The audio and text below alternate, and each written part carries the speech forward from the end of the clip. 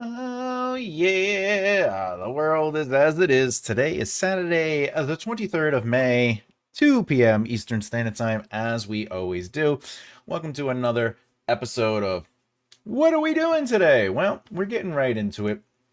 Today, we're actually going to be talking about Brandon Sanderson's opening, World Building Done Right. We are going to be talking about The Way of Kings. The Way of Kings. And what we're going to be doing is we're ultimately going to be breaking down the first chapter. Now, if you follow my channel,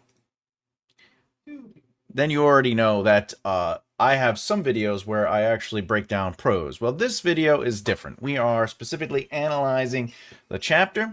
We're going to go through it. We're going to try to figure out where the beginning, middle, and end is. We're going to talk about some choices and all these other things. And why do we do that? Because the more we can understand what is on the page, the better tools we might have for ourselves. Now, just because Sanderson does what he does doesn't mean you have to do what he does. Remember, writing is a creative form. You do as you do. You try as you try. And believe it or not, you'd be surprised. You'd be surprised what you can do. But before we get into it, let's say hello to everybody. So much love out there. What is up, flowers? How are you today? Thanks for joining me today. We got a couple people here, so that's gonna be good stuff. And if you don't know, there will be spoilers for the first chapter.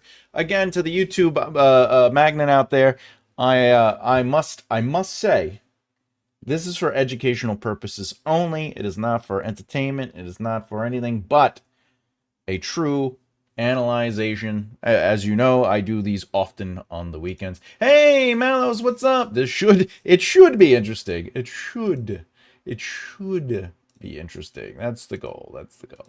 Also, I want to give a big shout out to Ashley for becoming a YouTube member. If you don't know, the memberships, by the way, if you're on Patreon or Substack, you also get the benefit of whatever the YouTube membership is, but you get access to the how to write a narrative course and all the other videos that I upload as I do, and I will be uploading extra stuff onto the post section, which will be exactly the same as over on the other accounts. So feel free to jump on it. By the way, if you have any questions about what I'm doing today, if you're wondering what I'm analyzing or why I'm analyzing as it is, feel free to ask the questions. You know it's not going to stop me. I'm here for you. The weekends are an opportunity for audiences to get along with a developmental editor and writing teacher, and it's basically free advice. All right, before we get into it, the reason I also like to do this is to ultimately dispel what discourages writers. There's a lot of rules out there, and as you'll see, the rules don't necessarily apply all the time, and it comes down to purpose. Ayo! What's up, Sean? Thanks for joining. The reason I say that is because let's start off with the obvious. You know, Brandon Sanderson, his first chapter is 4,493 words. Now, obviously, he has a prologue before this. I believe he has 2 prologues in this book, if I remember correctly. Hello! Hey! Welcome to the show! Welcome to the show! Jack Rush! Alright, so, again, this book has 2 prologues, but it also has a 4,493 word first chapter. One of the faux pas in writing is they always say, you gotta keep the chapter tight and short, you gotta get right to the point, etc., etc., etc. Now, Sanderson does do that with The Way of King's first chapter. We are already in the movement of something. If you don't know what movement is, when I refer to it here, it is anything that is emotionally connected to something, whether that is a physical emotional movement or if it's emotions dealing with internal. So it's external or internal, but it is always emotional, meaning the characters are dealing with something. And when I say dealing, it doesn't have to be negative. It can be a positive dealing. They could be dealing with a good job. They could be dealing with a happy relationship, a marriage, whatever. It doesn't matter. It just has to be emotionally something is going on. And that is usually why they tell you to start in the middle instead of starting before you get there. And the reason is because the middle is where things are happening or on the precipice of happening. 2 prologues. Yes. All right, so let's get into it. I'm not going to read the chapter, you know, as I do with the prose, because this is a full chapter we're sort of looking at. One of the big things I'm going to do first is I'm going to kind of go through it and start making some notations about the discouragement of writing, where you get all these rules. There's just tons of rules, and we're going to see that it's really about purpose. After we do that, I'm going to go back through and we're going to try to figure out what is being established for context. Remember, we talk about every chapter must have a beginning, a middle, and end. That beginning sets context. The middle is the conflict or problem that is created, and then the resolution forward. So we're going to try to get through that. I'm going to try to do about an hour and a half of this, if possible. As always, you know, who knows? Let's see how much fun we're having, okay? All right. With that said, let's get into it. All right. So one thing that you always hear is show, don't tell, show, don't tell, show, don't tell, right? That's like a rule. I don't agree with show, don't tell. I agree with show, sometimes tell. And here's an example, okay? Let's see. I'm going to die, aren't I? Shen asked. Well, you have to say Shen because we need to know who's talking. This is a good identifier. Boom, get it, right to the point. But he is technically saying it out loud. It is his fear. We're setting that up, right? So the veteran war, I just want to get to, there's Shen thought, clutching a spear, the shaft slick with sweat. I'm not necessarily a fan of internal thought like this. I like to do what's known as indirect discourse, but there's nothing wrong with this as a technique. All right, but again, we are directly inside an emotional movement right now. Literally the thesis of the chapter. I'm going to die. Like, this is not going to be good, right? And then he's next to a weathered. It's important that we know it's a weathered veteran. Why? Because we're putting perspective on Shen. He's not necessarily been doing it a while. So this is really good, right to the point, but it's vague but informative. I'm going to die, aren't I? Well, why is he going to die? Who is Shen? Okay. Then we add more information, still vague but informative. The weathered veteran beside Shen turned and inspected him. So now we know that there's at least a soldier there or a veteran of something, but it's inferred that Shen is potentially also a soldier. This is where we slow it down for a second. He wore a full beard, cut short at the sides. The black hairs were starting to give way to gray. Okay, so we understand he definitely is a veteran. Shen goes back deep inside, so we're still in that movement. Now we're going a little deeper to this. This is what we call exploring. All right. I'm going to die, Shen thought, clutching his spear, the shaft slick with sweat. The vague but informative has now dressed the moment into a clear truth. This is definitely a soldier, and he has a staff. The reason this works is because we're not lingering on the vagueness. We're allowing vagueness to be pulled by clarity. We know what's going on, or at least have an idea of what's going on. That's good clarity. The vagueness is what keeps us reading. Okay. Hey, what's up, SB? Welcome to the show.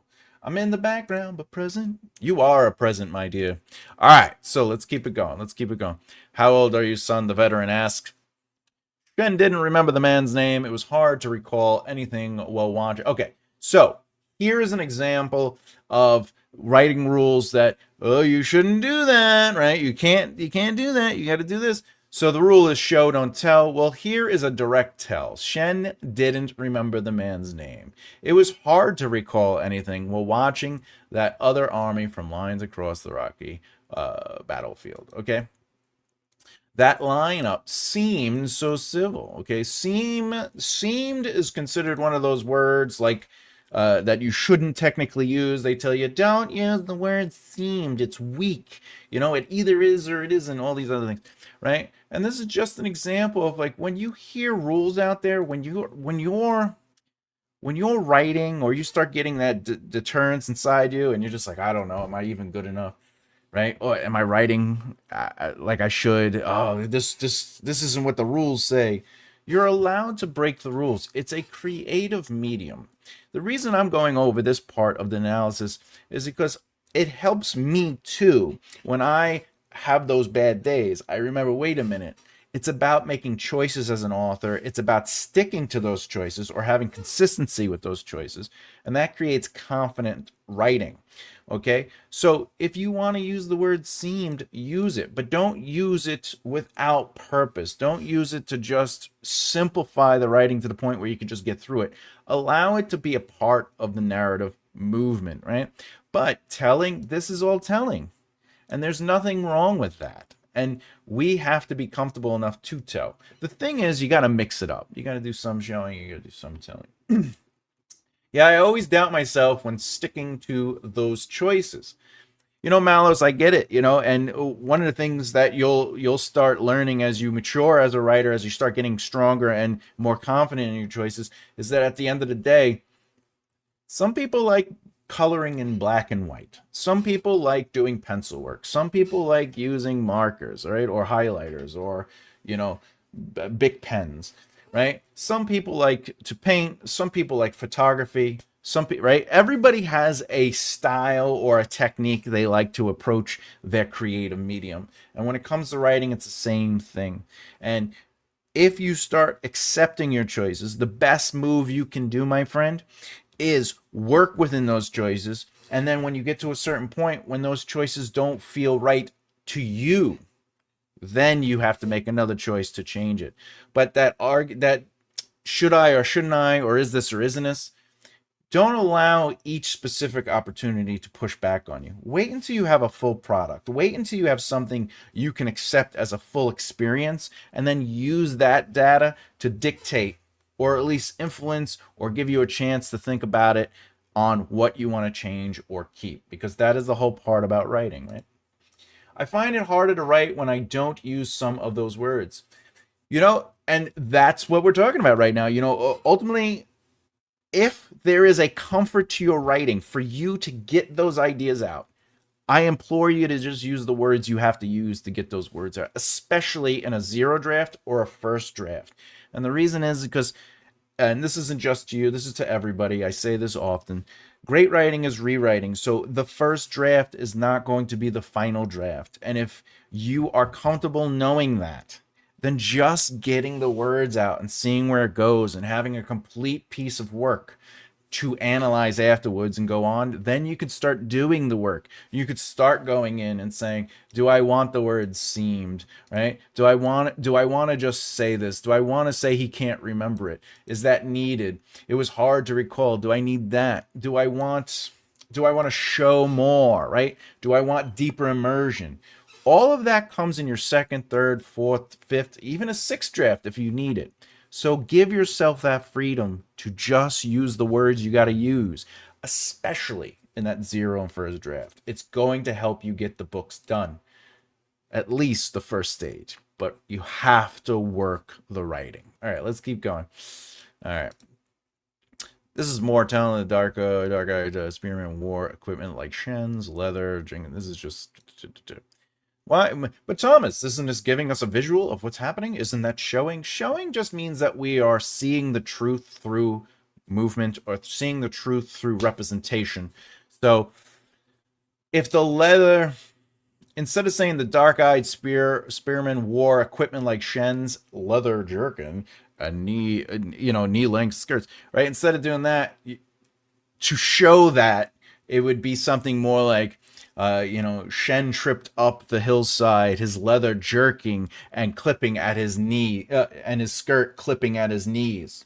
Now we are showing the thing that he is wearing, and it's part of the narrative, and it's less of, hey, by the way, I need you to know what this looks like. Again, there's nothing wrong with this on the page right now, but that is the difference between like showing, and then of course kind of telling. And again, there's nothing wrong with telling.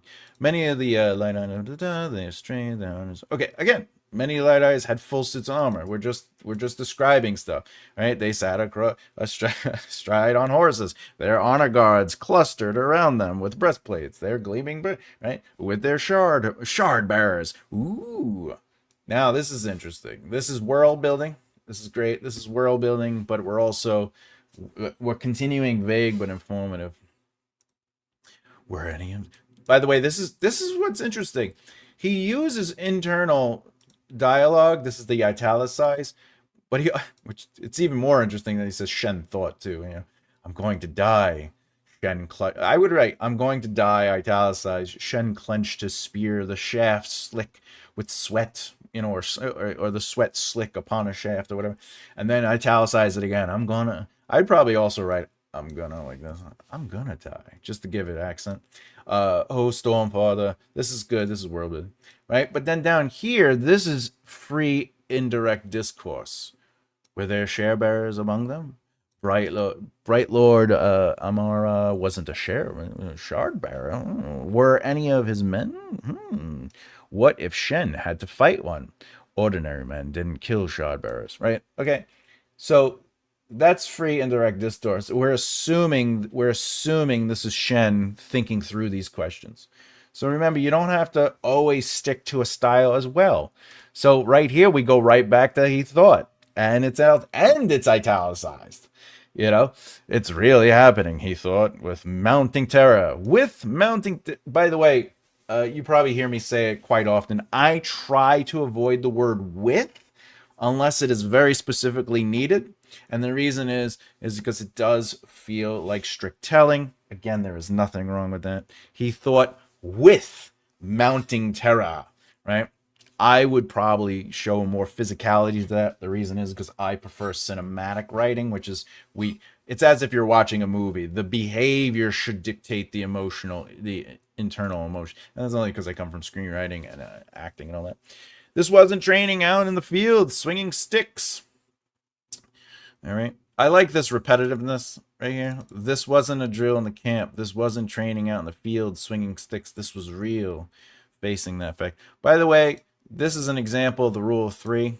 It's building on something. It's not doing the same thing over. It's building. So this wasn't a drill in the camp. This wasn't training out in the field swinging, and then it emphasizes it. This was real. So that's always good stuff. Hey, how's it going, Hannah? I'm visiting my mother again. Hey, tell her we said hello over here. All right, facing that fact. Oh, here's some M dashes. Oh, don't use M dashes. He uses 3 right away.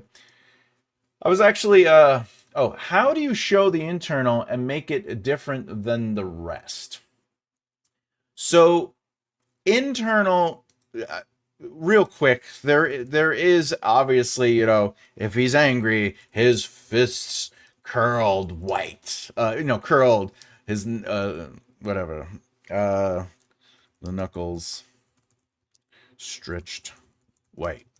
This is not technically what I would consider showing when I'm talking about showing.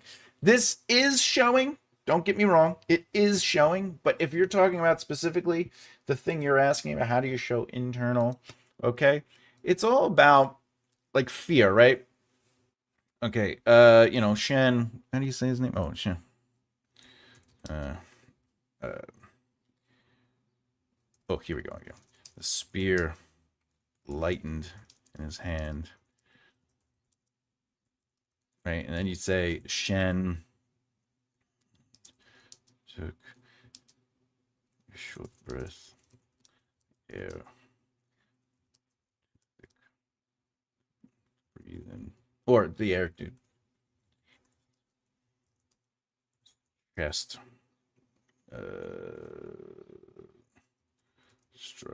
actually, I would do this. Struggled.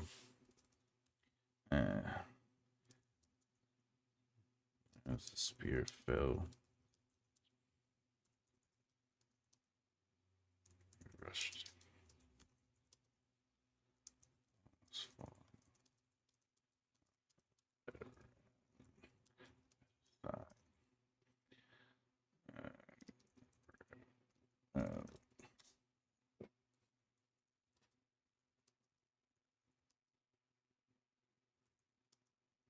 Or pulling him by his collar.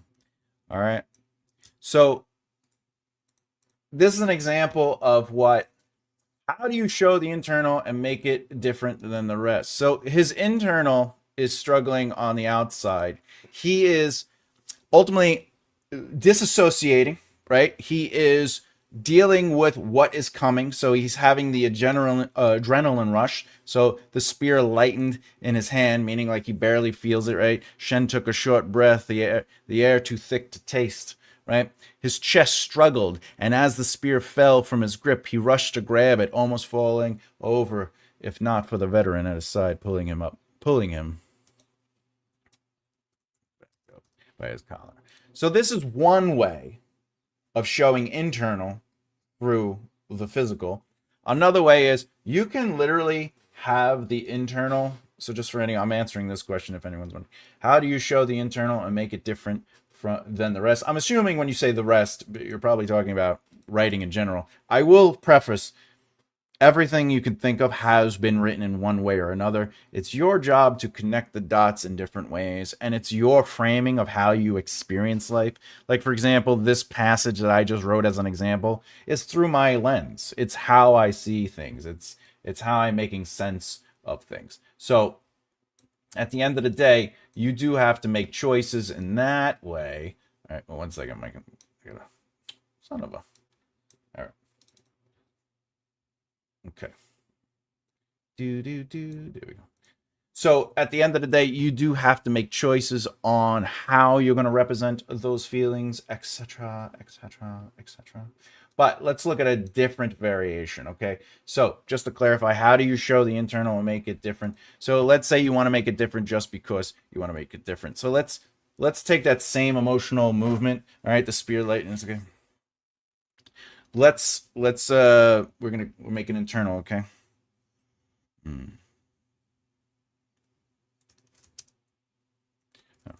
his throat dried. Words lost on his tongue. All right, his throat dried. Words lost on his tongue.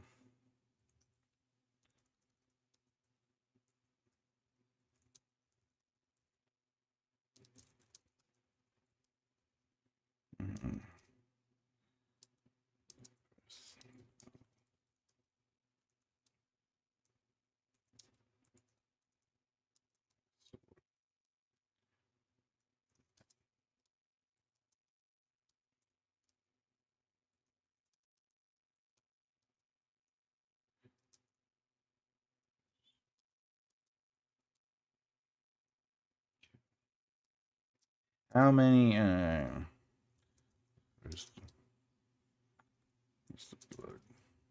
The first blood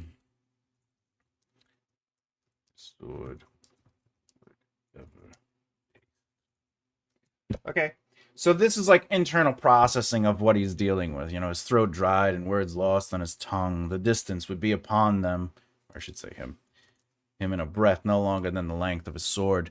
The men, all of them, ready to kill Shen. Kill. Just Shen would kill. We can actually get rid of kill because it's implied kill. The first blood his sword would ever taste. So these are examples of trying to do internal writing, is allow it to process. It doesn't always have to be direct. However you could. You go, Shen is frightened. Right? Or, scared beyond his words. All right? The feel. And uncomfortable field firsts. They not begun yet, but death is coming across the grass or the forest. The forest, right? I think they're in a forest. So again, you could also do that. There are so many different choices to writing that at the end of the day, try things, especially if it's your zero draft or your first draft. Give yourself an opportunity to fail. Give yourself a chance to basically look.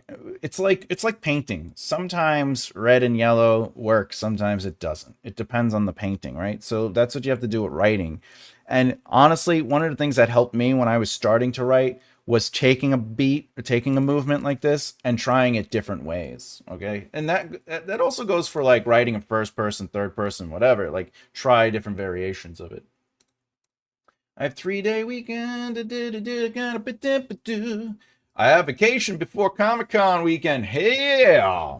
Please enjoy your vacation, my friend. Enjoy that vacation for us.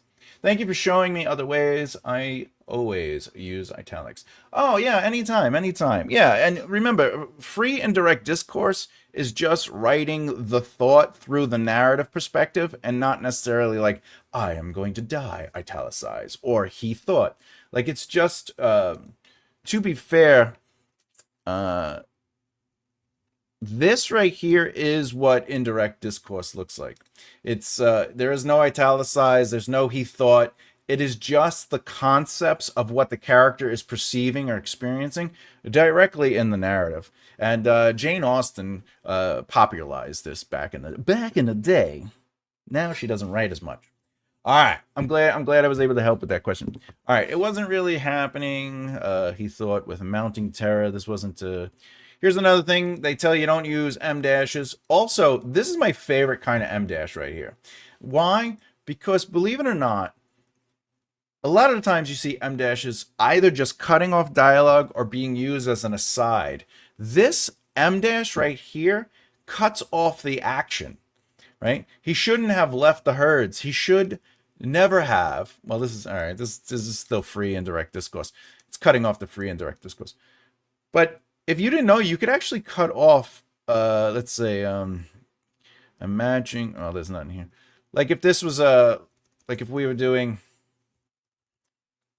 All right, he ran up the hill, his legs pounding, and whatever. Pounding and saw. He reached the top and drew his sword.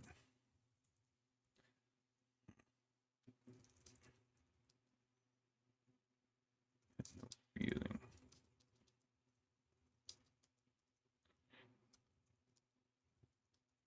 Taking his stride. Stealing, because now it's a play on words. Stealing, to steal, stealing something. What's essay? Stealing his stride away.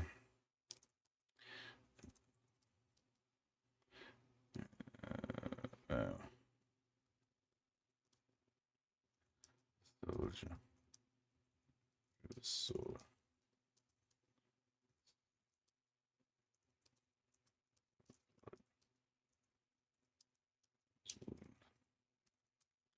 All right.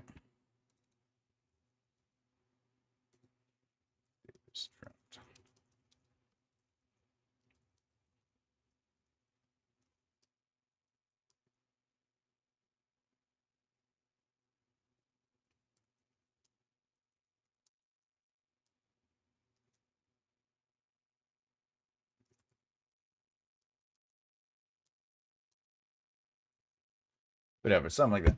Anyway, so you can use M dashes as ways to stop action too. You can sort of be like a hard stop of action and then create that like so instead of writing suddenly a blade a blade thrashed through his belly.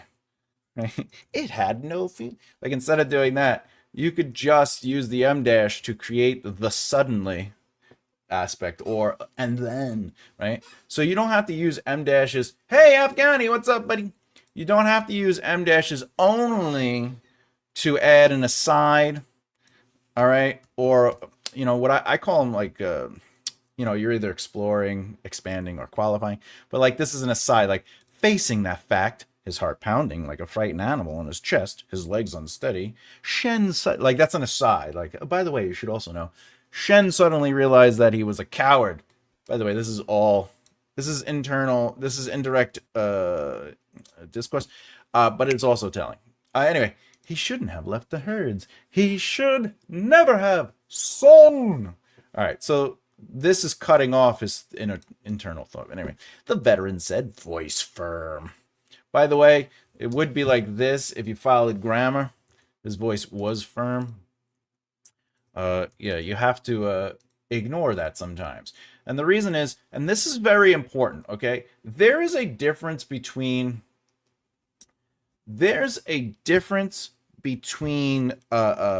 like academic writing and like creative writing, okay? However, there is an argument to be made that voice firm is just basically a qualifier, or it is it's exploring. It's exploring because we're taking his voice. He said voice firm. I'd say it's qualifying. It's qualifying because that's an internal truth. Anyway, how old are you, right? Anyway, my point is, with creative writing, you can play with things. You don't have to necessarily write it in perfect grammar, especially when it comes to dialogue. But more importantly, when you're trying to create a rhythm, that's why lyrical writing is so fun to write. I don't really like purpley prose, but I like lyrical writing because you can play with the style of writing too. Sometimes I use ellipsis. You use ellipsis for the M dash? Let me know if that's true. Are you saying you use the ellipsis for in place of the M dash? If so, let me know, because I have a quick aside for you. I have something to tell you. If not, you might just be saying it for some other reasons. Anyway, 15's are, what's your name? Shen's, the mountainous bearded man nodded. I'm Dalit. Hey, Dalit, what's up, buddy? Dalit, Shen repeated. Now, repeated, by the way, in writing, sometimes we want to say, like, Shen responded, Shen said, Shen answered. Okay, but my rule when I'm talking to clients is it must have an emotional purpose to it. The emotional purpose here is it's creating that rhythm where he's like, I'm Dalit, and Shen is like, Dalit? Still staring out at the army. He's like, Dalit. Like, he's like confirming the name to himself, and it's not that he's just like, Dalit. It's actually more like, Dalit, still staring out at the other army. There were so many of them, thousands. I'm going to die, ain't I? So this repeat is showing the emotional stillness that he's dealing with. So it has earned its spot. Otherwise, Shen said, or even, whatever. You don't have to necessarily say said if you didn't want to, but it's being earned there. The thing with Way of Kings is that I only really care about the story of Kaladin. I'm a Dalinar fan myself, but I get it. Kaladin whines too much sometimes. Though it is funny when he's in the storm and he's like, ah! And then the storm, he's like, how did I survive such a storm? Yeah, sometimes we're interpreting or unfinished thoughts of doubt. Well, that's fine, but interrupting, no. So interrupting would be this. If we were, how it would be presented, he shouldn't have left the herd. He should never have. Son, the veteran said, voice firm. That is the difference between an ellipsis and the M dash. M dash is, he should never have. Son! The ellipsis is, he should never have. Son, the veteran said, voice. So be aware of that on the page, the ellipsis is literally a hold or a pause. It's a trail off. So if you're trying to interrupt somebody, the ellipsis is not an interruption. It's somebody giving somebody time. So even if it's like 15, like if it was like this, 15, sir, there would be a pause. And then, and what's your name? Whereas if there's a period, it's 15, sir, and what's your name? If there's an M dash, it's 15, sir, and what's your name? So that's the difference between the M dash, the ellipsis, and period and stuff like that. Hey, what's up, bro? Thanks for joining us, my friend. Thanks for joining us. The mountainous bearded man nodded. I'm Thomas. All right, let's keep it going. I just want to find a couple more beats about the things that bother us with rules and what kind of holds us back, and we kind of isolate our own writing where we're like, oh, is this good, this bad? Also, if you notice, he's using M dashes left and right. So don't be afraid to use M dashes, please. Use them. Don't. If someone's like, you're using AI, you just go, listen, I watched Thomas J. Bellezza write with M dashes, and he is not AI. I know it for a fact. There's no way. Oh, wait, the robot came. Got it. You are welcome, my friend. Oh, by the way, if anyone doesn't know, we do have a poll in the comment section. If writing paid all your bills, you'd write more ambitious books, write faster and more often, write less and breathe more. Focus on writing the hit series. Yeah. We'll talk about that at the end of the hour. All right, let's keep it going. How can you know? Because, lad, you're in Kaladin's Stormblast squad. What? Okay. All right, behind them, waves and waves of soldiers were lining up. Oof. Hey, welcome back. ChatGPT probably learned the M-dashes from Sanderson. or all the famous authors of our time. I chose ambitious. Hell yeah. That's what I'm talking about. You gotta write those ambitious books. I'm into it. I agree.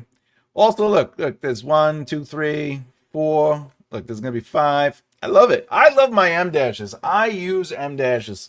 Don't let M dashes scare you away. I'm not really a fan of were. It's as bad as was to me. Behind them, waves and waves of soldiers were lining up. I would probably be more direct with it. Behind them, waves and waves of soldiers.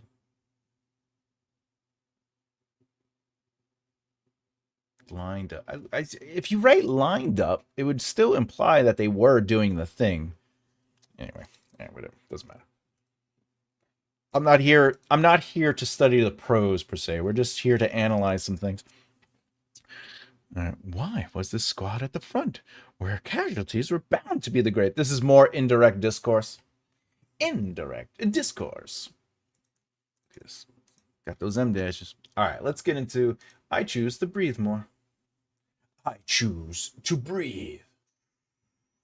Oh, on the things. Yeah, no, that's a good choice too. I'm into it. I'll let everybody know what I chose at the end. All right, so let's go back to the beginning. M dashing is your friend. Hells yeah. All right, so let's talk about it. Let's analyze the next step. Let's get into it. We just did a whole bunch of seeing that the rules don't necessarily apply. They are suggestions, as always. Now let's get into what's going on. There's 4,493 words. As they say, every chapter must have a beginning, a middle, and end. That means it must set up the context to understand what the problem or conflict within the middle of the chapter is, and then we must resolve it forward. To be fair, just reading what we read so far, we are setting up that Shen is a part of a group of soldiers. He is new. We learn that he's sitting directly next to a veteran who has some age to him, so he has to be somewhat good if they're starting to see grays. We see that Shen is so green that he's afraid, okay? And he's 15. How old are you? 15, sir. All right. And what's your name? Shen, sir. All right. Now, we also meet Dalit. We are still in the opening. Okay. The other thing is we're learning the spatial elements and the geography. The group is lining up across from us. We're over here. They're over there, right? They're like setting that up. We also learn that this is Kaladin Stormblast's squad. Okay. So there's still no conflict and we're still in setup. Okay, behind them, waves and waves of soldiers were lining up. We're still in that. Why was this squad at the front? Blah, blah, blah, blah. That's how I read, by the way. No, just kidding. Looking up at Dalit's confident black eyes, Shen hesitated. See, this is the thing. Hesited's okay. But, like, how does he hesitate is a little... Like, I'd be a little bit more interested in that. But, again, there's nothing wrong with this choice. Did you piss before we formed ranks? This is one of my favorite lines every time I read it or hear it. I just like, he's like, it's right. Like when you're a soldier, like you should get that stuff taken care of before you get into battle. All right. Anyway, if you don't, you'll end up with it running down your leg, boy. That's true. That is true. Embarrassed. Not a fan. All right. Anyway, Shen handed Dalit his spear and relieved himself on the stones. So the battle hasn't even started yet. We aren't even in the conflict or problem right now. We are still setting up a context. I'm already at the belief that this chapter could probably be 2,000 words shorter, just based on what I'm reading.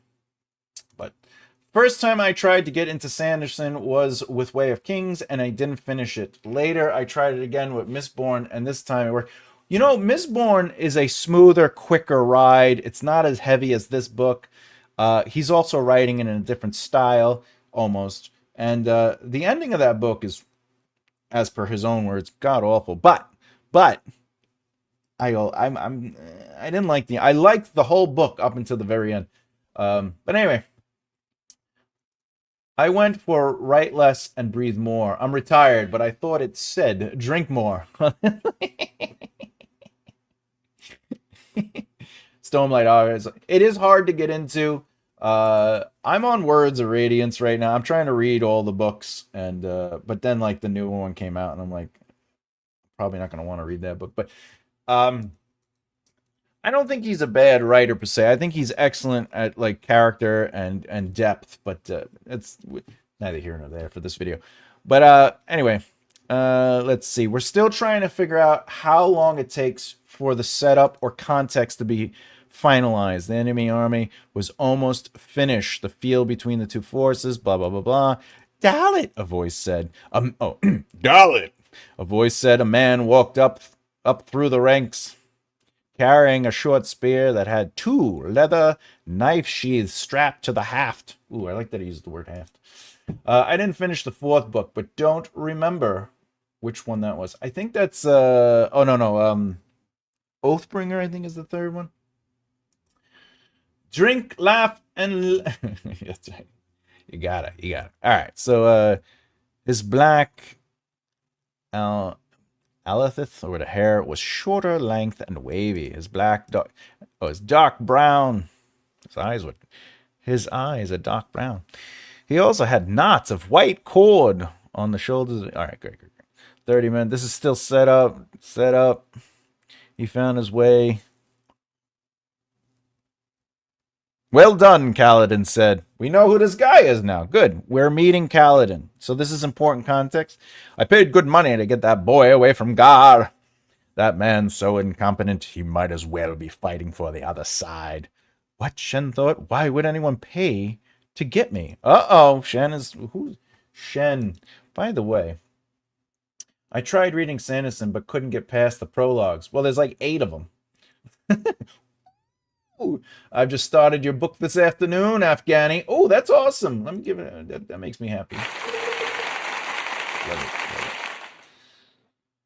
Word Malos. Malos, have you you follow me on the Substack? Did you start reading the 3rd draft of Death of a King? I'd love to hear your thoughts on that if you are. All right, what do you think about the field? Kaladin asked. Several of the other spearmen nearby raised hands. That dip next. Okay, we're still setting up context. Awesome. I'd love to hear what you think when you finish. By the way, Afghani, I have on my list of to-dos. It says right here. Right. Oh, you probably can't see. It says write reviews for Gene Elderson. Just want you to know that's on my to-do list. I'm on chapter 2. Peace out, and okay. So far the context, we are building context still. We are learning that this is Kaladin. By the way, the vague but informative still flowed in. It's still flowed in. Vague but informative. We slowly learn that this is Kaladin's troop, right? His people. Then Kaladin literally shows up. So we are building to the reveal of Kaladin, and that's what vague but informative looks like. You just place a little bit at a time, and slowly but surely pay off that information or build on that information. Not yet, but I will, Thomas. I appreciate it, sir. I appreciate it. Yay, perhaps. Keep an eye on the new boy, Dalit, Kaladin said. He won't know the signs. Stay firm. The soldier on the other side of Kaladin nodded. I got you, boy. But someone did die. All right, so we're still in setup. The men around us shadowed behind a lighthearted officer. Okay, so a couple things real quick. We did this with Game of Thrones, and the first scene where in chapter 1 with called Bran, the setup is like maybe 300 words, and we get right to it. What we're doing here, though, and this is how you have to earn your words, right? There is a battle about to happen. We are moving through Shen, and we need to ultimately introduce Kaladin, because he's important to the story, right? But we're introducing Kaladin through a third party. So you're getting all the who is this person through the eyes of somebody who doesn't know who they are. So that's interesting. Very original. Yeah, I agree. The Cosmere, very original.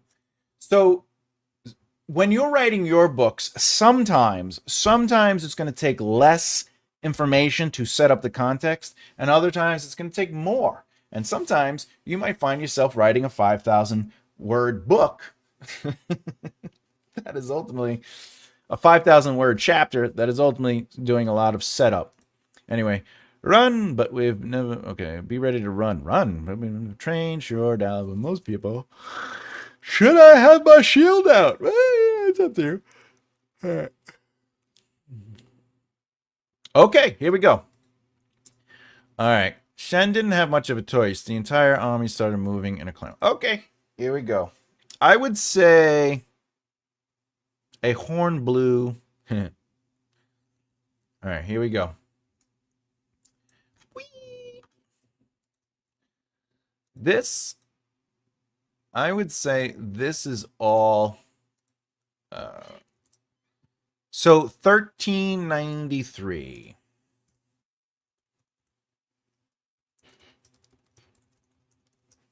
All right.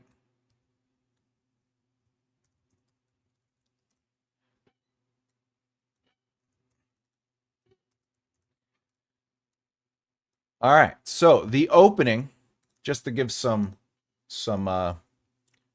context. This book, this chapter is 4,493 words, and we just took 1,393 words, or 1,393 to get through it. So that means there's 3,100 words remaining. I have not really analyzed this chapter fully. I'm gonna make some estimations. Let's do it. Let's do it.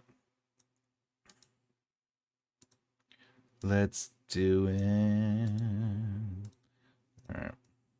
This will be middle conflict. All right. This chapter has a conflict, literally.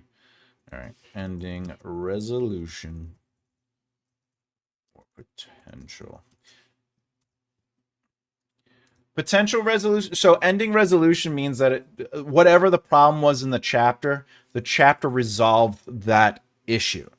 If it is the potential to solve, means that the problem itself it didn't resolve, but the chapter's narrative fragment of the macro did resolve. Meaning, like, let's say the car is broken. Let's say we're driving, okay, and a tire pops, and we pull over to the side in the story. Then we get out, and we're like, oh, good, let's fix this. We have the jack. We have the thing to pop the wheel off, but we don't have an extra wheel. No, you know what? We do have an extra wheel, but it is popped already. It's an old wheel, and we never replaced it. So the solution is to fix the tire. However, the chapter ends when somebody shows up and we hitchhike, and we go, can you take me to the nearest gas station so I can get a new tire? And they say, yeah. So the problem of the chapter wasn't necessarily resolved, but the potential to solve that problem was, and the chapter itself, that fragment of dealing with the tire popping has resolved, and now we're on to the next fragment, which is going to get a new tire. All right, and you know what? That would probably be a full chapter, and then the chapter after that would be them coming back to fix the tire. So that would be an example of the chapter resolving, but showing the potential for the solution without it actually being a full resolution. All right, so this is what I think. I think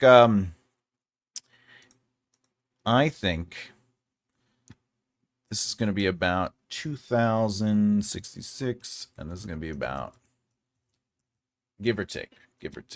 let's see what happens. Let's see what happens. All right, these are I won't even make them bold yet. These are my guesstimates. Okay, so I feel the middle is going to be, pretty thick. All right, let's get to it. So again, I'm not going to read it. I'm just looking for what is the intro and what is the problem and stuff like that. One-handed. Oh, look at this. Uh-oh. His was a hand longer. See that? Here's another thing I want you to pay attention. I don't know if you could tell, but my spell check is telling me that this is spelt wrong and then that this should be like this. I just want it out there. Do not always listen to Grammarly. Don't always listen to spell check. You have to make choices as a writer to figure out what's going on, because his was a hand longer is a voice thing. That's a writer's voice. It's also adding a little texture to the way the world kind of, because you got to remember, this is being seen through Shen's brain. He's experiencing the world. So this is sort of how Shen would think or process the world. Anyway. All right, let's see. Now the problem or the conflict is literally the battle starts. As soon as that happened, Kaladin's squad broke. His squad. Shen didn't even know. Okay.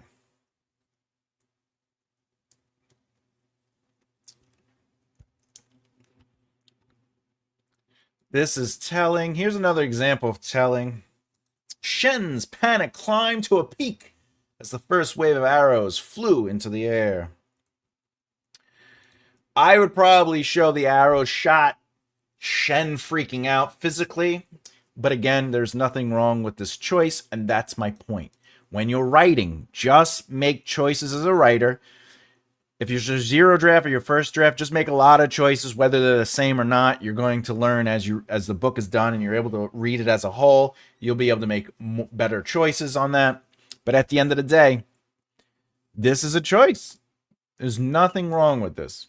And if you gave this to somebody who's never read Brandon Sanderson, you're like, could you edit my book? And they came back and like, oh, this is too passive, or you shouldn't do this, or you shouldn't do that. You go, all right, well, I appreciate it, but this book sold X amount of millions. Yeah, and they're like, you are wrong. That's not how you do it. Yeah, no, I get you, and I'm all for it, man. Like when I try to give advice to writers, or if I'm working with clients, my big thing is, if I'm trying to help you develop your writing or your voice, I'm going to give you restrictions, not to stop you from using those words, but so you can start learning how to say things clearer or with a little bit more strength, or, have a little bit more control over your writing. As you develop that voice, now we could start adding the passive in there. Now we could start adding this. We could start adding these words. We could start adding time references. We could, right? Because the idea is limit yourself as a writer. This is a great exercise for anybody especially if you haven't written your first 5 books yet. Start with limitations. Those limitations help you become a better writer, because you have to make very specific choices to use those limitations to your advantage, so it doesn't sound like poor writing.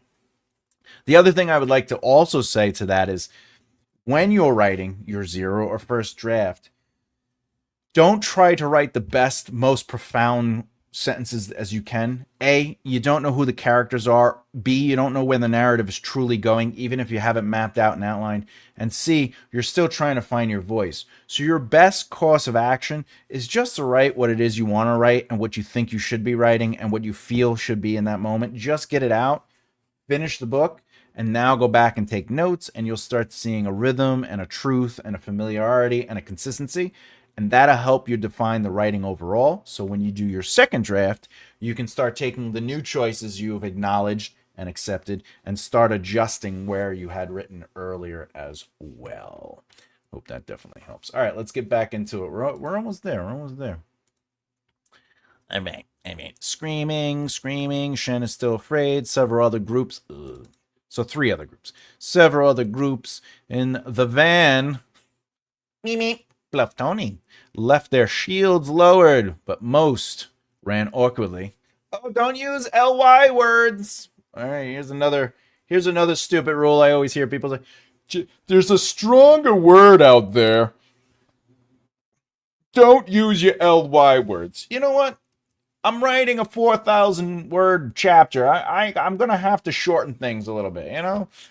And that's the thing. Sometimes you just got to get to the point. Just get to the point. We're getting hit. No crap.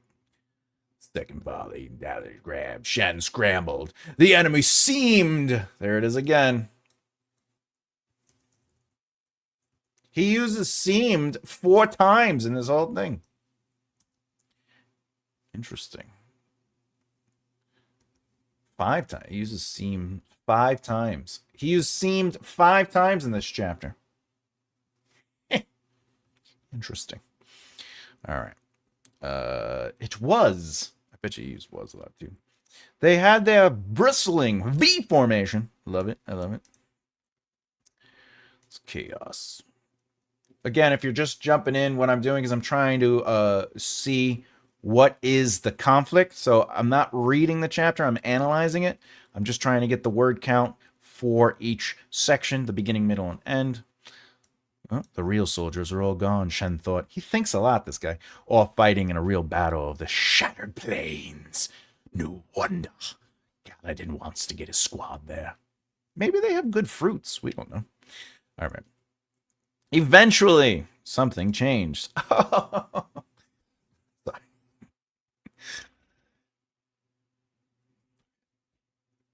right. Just then, the large body of forces broke.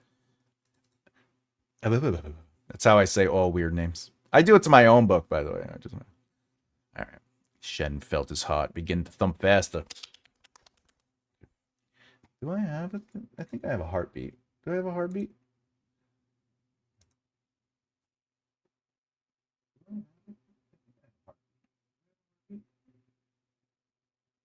Did it work?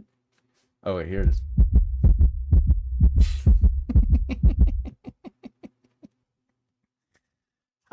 Grew fast. He panicked. No crap, his heart is beating fast. Shen froze.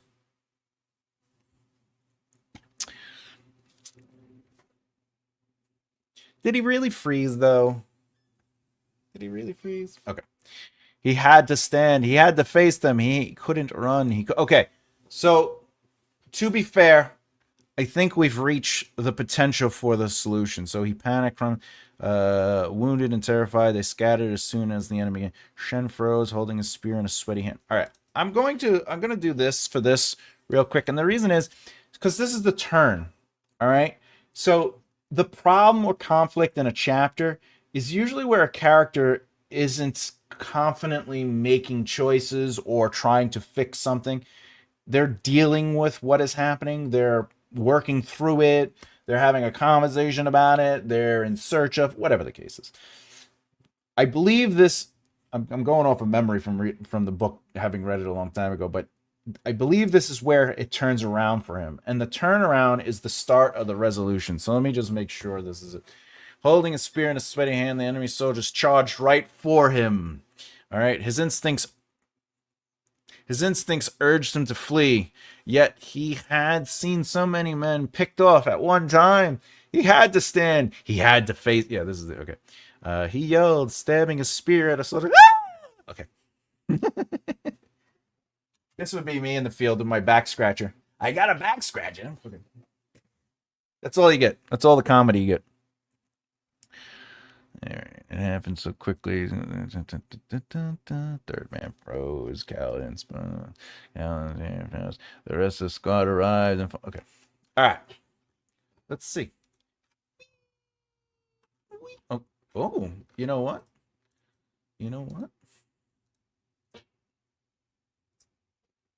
1493. All right, let me see something. This might be the midpoint. All right, so the rest of the squad arrived. No, because this is this is why it's the resolution. The rest of the squad arrived. They formed a ring around Kaladin and Dalit and Shen. Like they're doing things. All right, so there you go. All right, and this. Well, now I don't have to read. Now I don't have to look through the rest. Hey, what's going on? Now I don't got to look through the rest of the page. We could just green this up. Green it up. 1607. All right.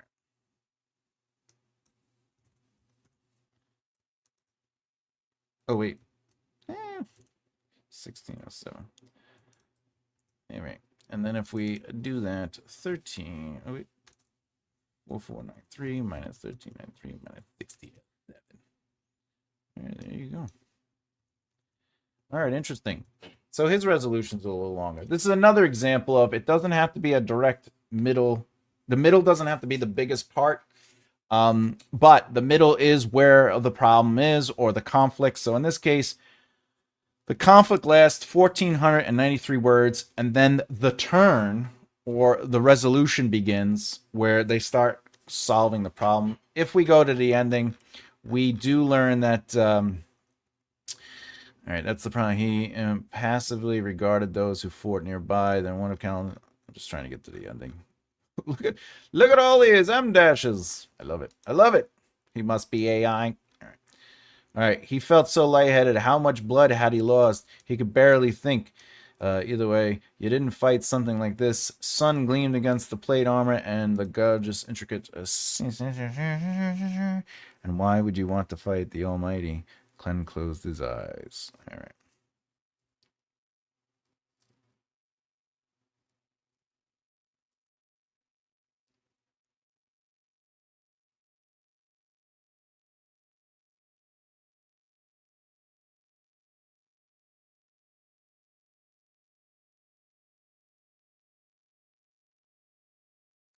All right. So that's how it ends. That is a true resolution. He basically knocked the hell out.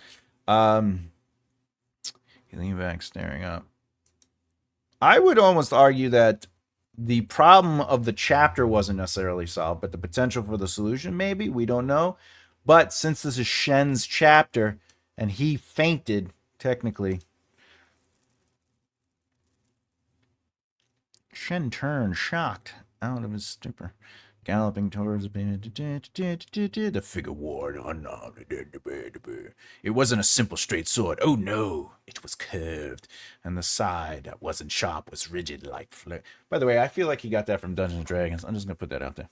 All right, Shen had never seen a shard bearer. How could you? All right, there you go. All right.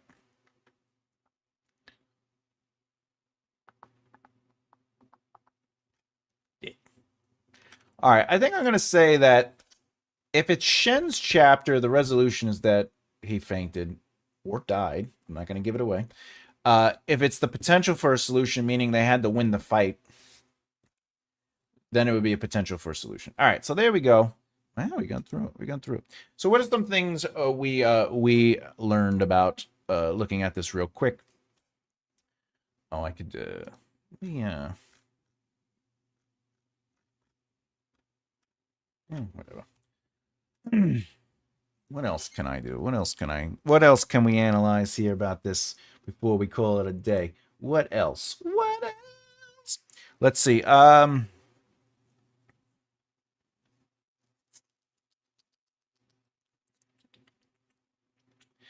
don't want to critique it. I don't want to critique it, like, because it's a published piece. It's already done. It sold millions. There's no real critique on it. It is what it is, whether you like it or you don't like it. Do I have critiques? Yeah, but I don't think I want to go into critiques.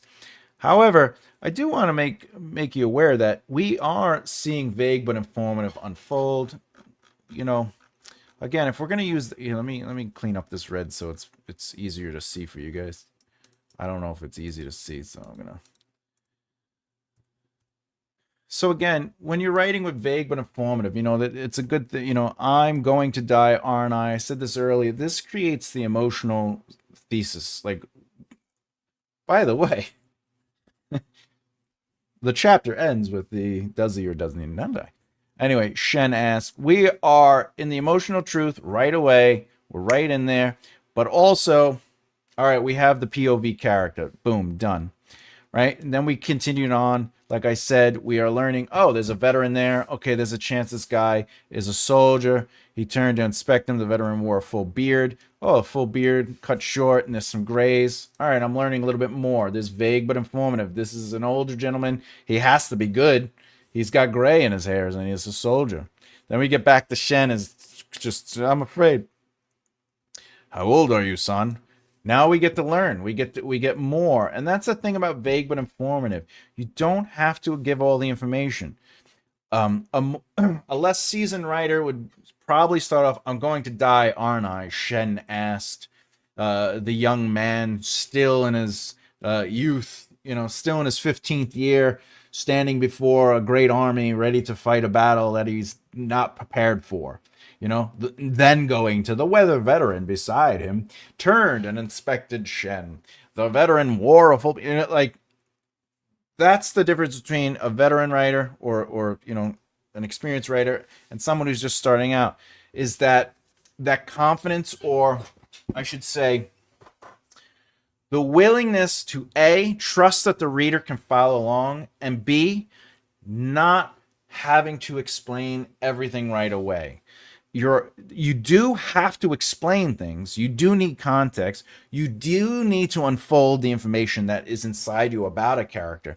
But it's not about all the information. It's about letting a little bit unfold at a time. By the time we finish this chapter, if I actually read it, we learn how old he is. We learn that he's completely inexperienced. We learn that Kaladin actually wanted him there. We learn that about shard bearers through him, that he's kind of versed in understanding these things, right? There's a lot going on that we start learning, but we don't learn all of that on page 1. And that's the thing. You have to let your narratives breathe. Okay. Other than that, all right. Does anyone have any questions on what I talked about? Do you want me to go into anything specifically deeper into it? Or is there something you want me to look for specifically in the writing that you have questions on with your own writing, or even fears, concerns, or worries? Let me know in the comments. I'll be happy to go over that. While we're getting ready for those questions, if any come up, let's talk about the poll. If writing paid all your bills, we have 17 votes. Write more ambitious books at 59%. Write faster and more often. Write less and breathe more. And then, of course, focus on writing the hit series. Now, we still have room and time for more votes. So if you haven't voted yet, please do. While that is in wait, remember, you can always check me out. I have books available at makearightlefthehere.com. That's right. I have a book on understanding narrative movement and flow, but also how to outline. The second half of this book is all focused on how to outline. If you don't know, Death of the King is currently available on Patreon and Substack. You could read the 0, 1st, and 3rd drafts before the polish, while also getting an education. I teach and talk about my process, as well as giving lessons on what I did. If you don't know, this book is currently available, and I just officially finalized the PDF of this book. I got the numbers all done. Today, if I'm feeling up to it, I will start setting up the Amazon page. I'm looking pretty good. I think July might be when this book comes out, but it really comes down to me I have to get the author's copy, and then I gotta look through it. I will be publishing this book as a hard copy and a paperback.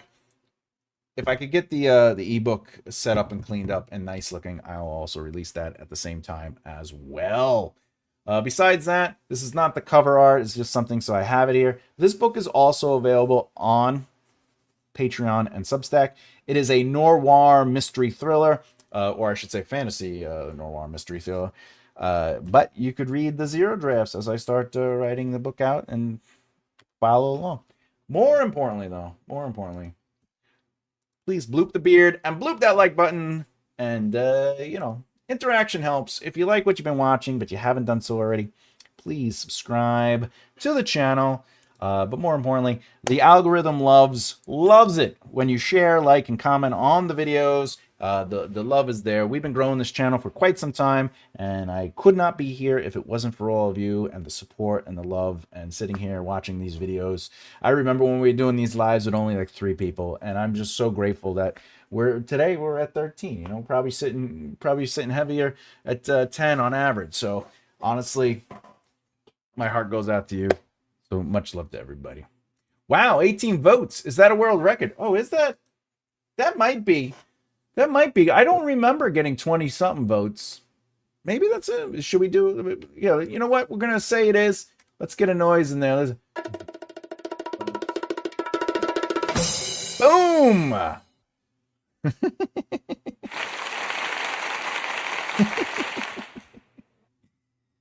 right.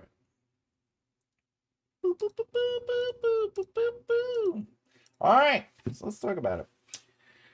So according to the poll, if writing paid all your bills, at least you're not as small as that.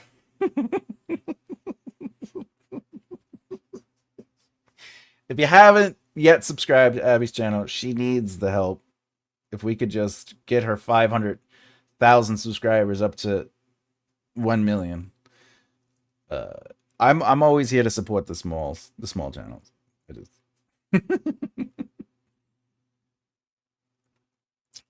Too funny. All right. So in last place, we have focus on writing the hit series. You know what's funny? I just interviewed another a named author. Yesterday, was it yesterday? And I just interviewed another named author yesterday, and we were talking about this. We're focused on writing the hit series, and one of their purposeful choices as a traditional published author, someone who's been doing it for a long time, full time, he goes, I have to change things up because I don't want to get stuck writing the hit. I don't want to be stuck writing a series where, yeah, I was passionate about the first book. Maybe I enjoyed the first 3 books, but now I'm stuck writing that character, that world, and those stories. That is nice, but I do believe we had 19 votes before we still worth celebrating. Maybe we definitely did not have 20, but maybe we did have 19. You know what? I'm just happy that we have votes. Let's be honest. But anyway, the author was saying, it's like there's a choice you got to make, because just because you have the money coming in, do you want to stick with the hit? Me personally, like if I publish or when I publish the noir book, hopefully I could get this traditionally published. That's the goal. That's why I'm only releasing the 0 draft version of the book on Patreon and Substack.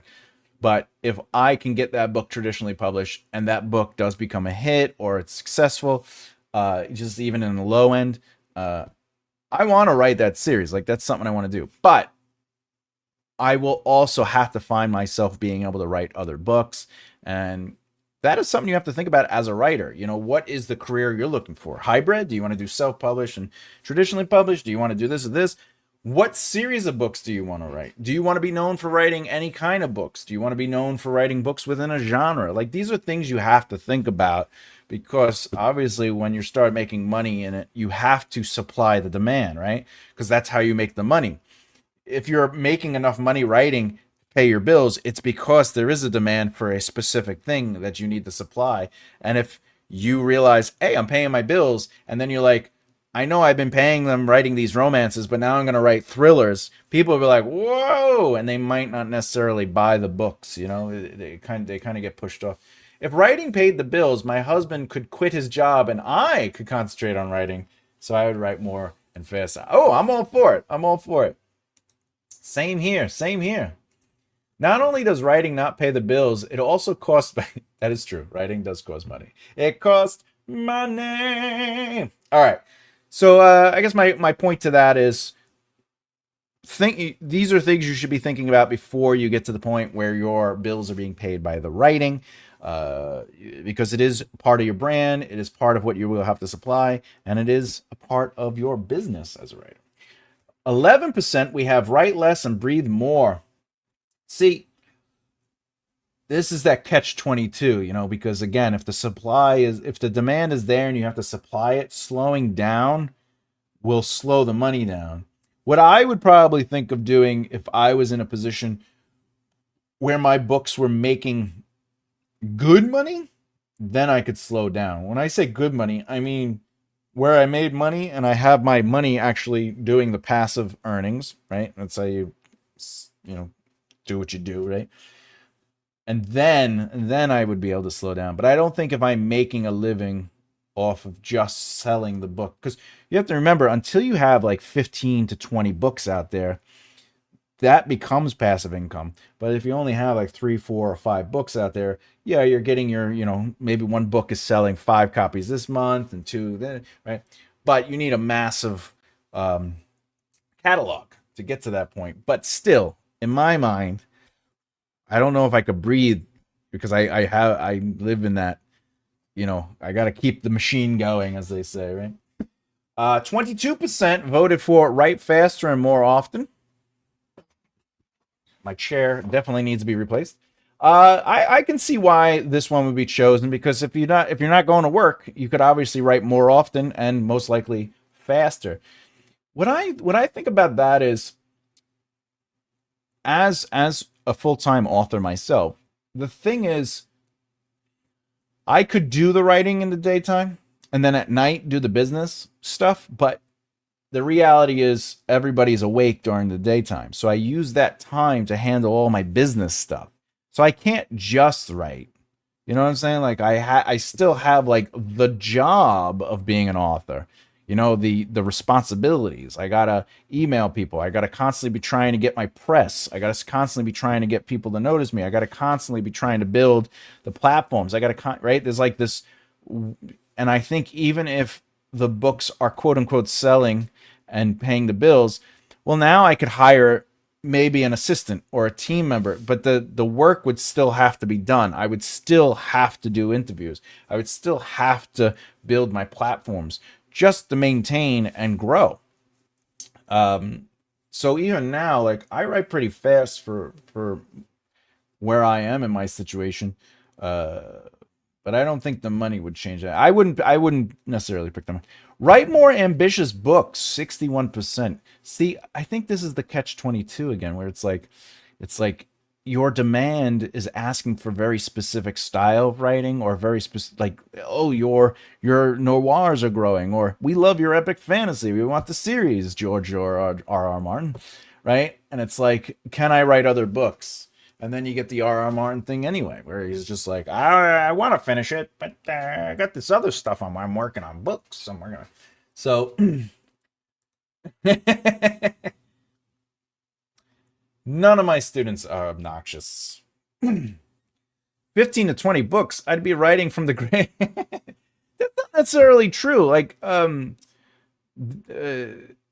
the person I just interviewed yesterday, he has on his schedule to release 12 books this year, or in the next 12 months. And the way that happens is he's always writing books. And as they finish, it's not like his books are in a queue. It's just he's always writing his books in varying levels. Sometimes it's the outlining of books, other times it's the prose, other times the books are being edited while he's working on other books.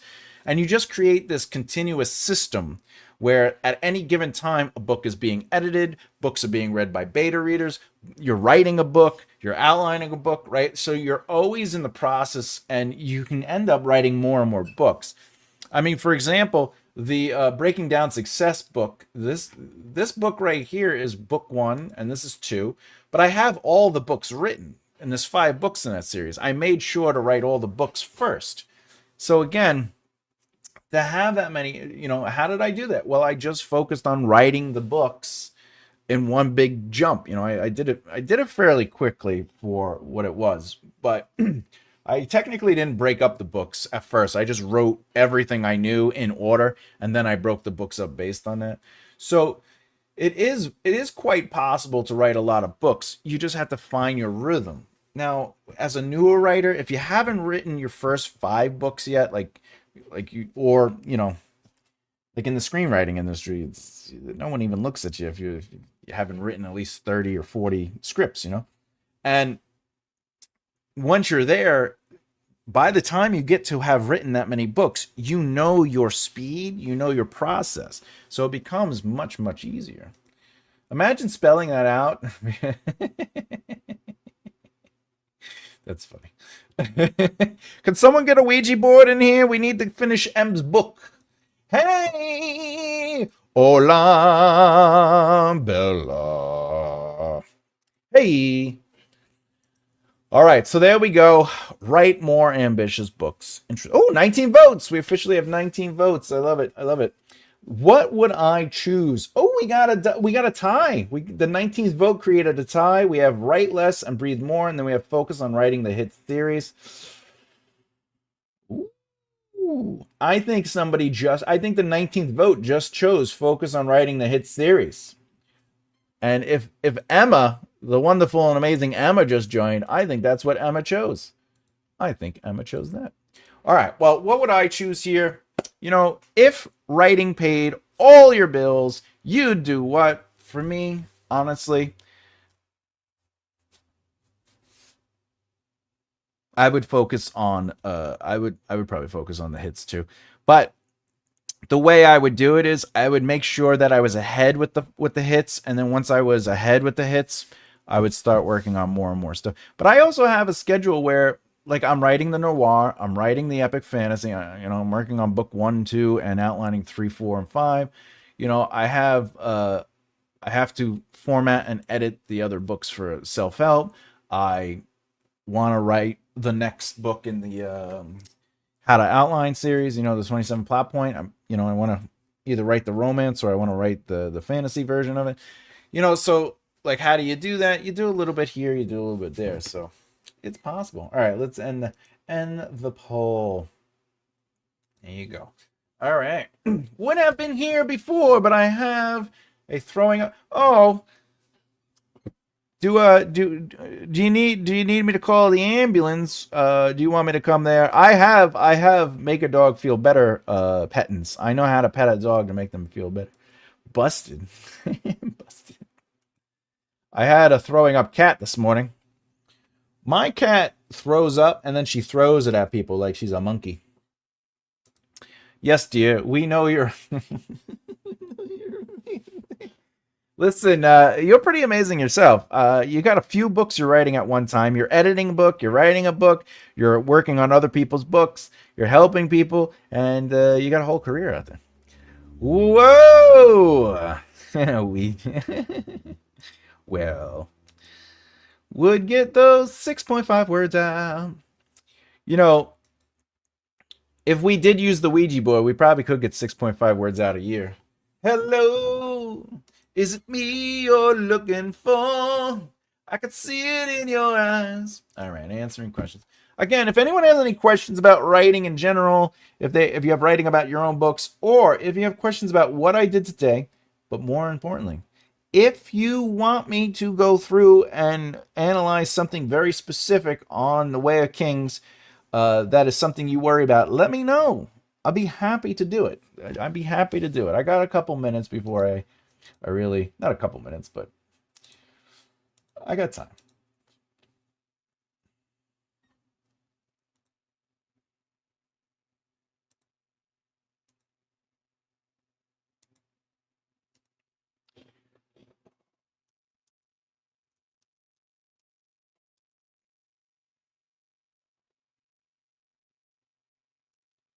Life is good. Life is grand. Okay, where are we? What's going on? Maybe you should do analysis of plot. Oh. Oh. You mean plot for the whole book or plot for the chapter? I mean, hey, I guess if I dead, I got eternity. That's true. That's true. As far as plot, maybe you should do analysis of a plot. If that's the case, the plot here is ultimately what we just talked about, which set up conflict and resolution. So the plot here is Shen is an inexperienced soldier that was specifically requested to be here by Kaladin and ends up being in part of a massive battle that introduces the Shard-bearers that leads to him being mortally wounded potentially, and ultimately fading at the end of the battle, definitely losing because he could not stand up to a Shard-bearer. So that is ultimately the plot of this. If I was to write this chapter in a one sentence kind of thing, it would be Shen fights a battle against Shen fights a battle, or Shen experiences a battle with a shard bearer and loses.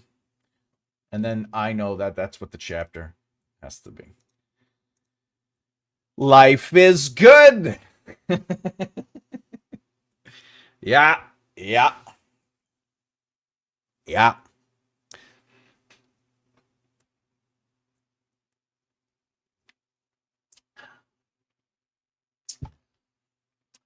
All right. Who's having some Thai food tonight? I mean, Thai food. Thai food tonight. All right. SB, much love to you. Can you go over the difference in twist and pin? No. All right. I was listening to a video yesterday and then couldn't find the bit. Yeah, sure.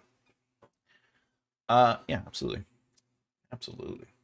All right. So again, off the top, you have to take out like shock twists out of your brain. So like he was, how do I say? He was always dead, right? In Sixth Sense. Spoiler. He was always dead. That is not what the narrative twist or pinch is. Okay? That is a twist, yes. But that is not the same thing as a narrative twist or plot twist and pinch. The twist and pinch have a specific purpose. In Act 1, plot point 8, the twist or pinch is designed to shift the understanding of Act 1 and ultimately create the new world, pushing them into Act 2. The plot twists, there's 2 of them, in Act 3 are meant to A, pull the rug out from underneath a character and take away their advantage. And then, of course, the third and final one is ultimately going to be the pit of despair. It'll be the worst situation. The victory seems impossible.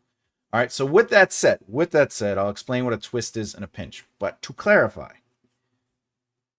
what I'm about to explain with the pinch and the twist is that it is not dun dun dun. They were always married. This is the thing though. It could be, but again, your narrative can end with a dun dun dun. So like Act 1 has the first plot twist or pinch, and Act 3 has the second and third one, but at the beginning. But your narrative can end, like the final battle or the resolution can be that dun dun dun, right? So you're allowed to still have twists, quote unquote, throughout your book, wherever you want. But the Act 1 and the Act 3 plot twist / pinch is directly designed to do a specific thing with your narrative. With that said, what is it? All right. A twist, a plot twist, specifically reframes information. It takes what the character, most likely the protagonist, and the reader understand about the situation. A pinch is an enforcement or reinforcement of the antagonistic force. So what does that mean? All right. Well, okay. So in Pirates of the Caribbean, plot point 8, the first twist is not major. It's a slight twist. It's not like, oh, we were always aliens. The twist for that is that Will is willing to break his code of not trusting pirates, and he's willing to try to trust a pirate. Okay. Later on, the pinch or the twist in plot point 20 is that Elizabeth Turner and Jack Sparrow are left on the island to die. Okay, and then the darkest moment, the final twist or pinch, is ultimately a pinch. And the reason it's a pinch is because no one is coming to save them. The antagonistic force is death. It's coming. The rum runners were all arrested, and they no longer are coming to that island, so there's no hope. Victory seems impossible because they can't get off the island. All right? So, yeah, they can be soft, but there's still major events in the third act. So, again, in Star Wars, the twist or pinch. Okay, in Star Wars, it is more of a pinch. He goes back to save his aunt and uncle from the stormtroopers, but the pinch is that the antagonistic force is stronger than he, and his aunt and uncle are killed by the Empire. So there's an example. Very important to know the difference between a twist and a pinch. Yeah, because sometimes you just want to twist it the right way so you can really feel what's happening with the narrative. And other times you're just pinching it so just a little bit of pressure is really poking at the right spots. You know, that's just I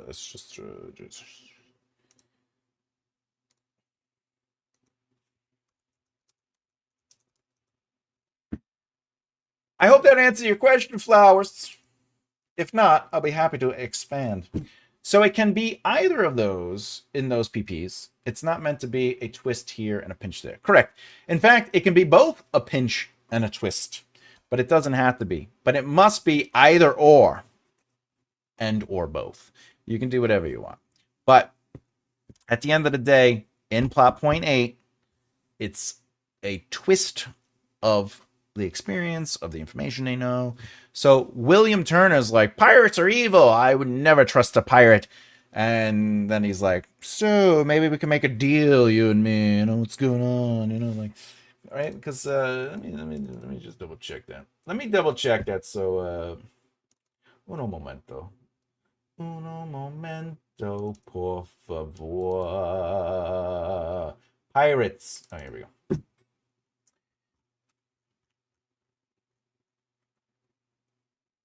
Yeah. Yeah, the first plot twist in Pirates is Will goes to Jack for help, showing his determination to rescue Elizabeth, willing to break his disdain for pirates. But also, Jack Black learns that William Turner's last name is Turner, as in bootstraps, Bill. And they agree to help him. So that is a twist. Right?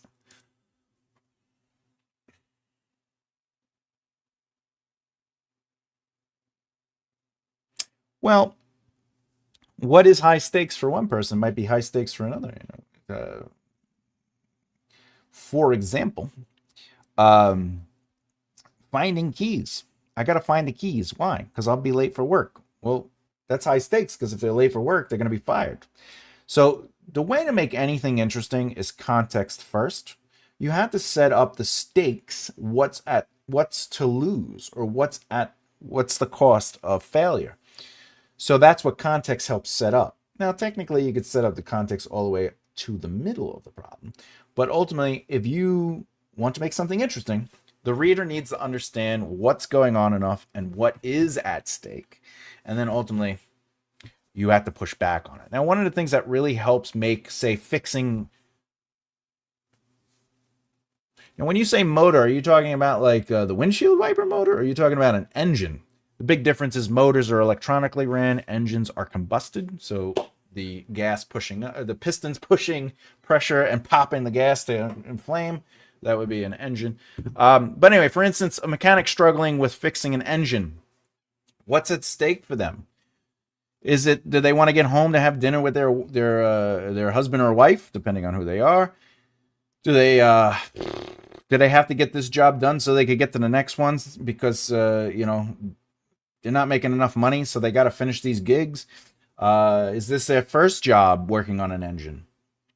You know, and this is their test. You know, the first chapter, they're working on an engine, and the boss is like, "Look, you got until the end of the day to prove that you know what you're doing."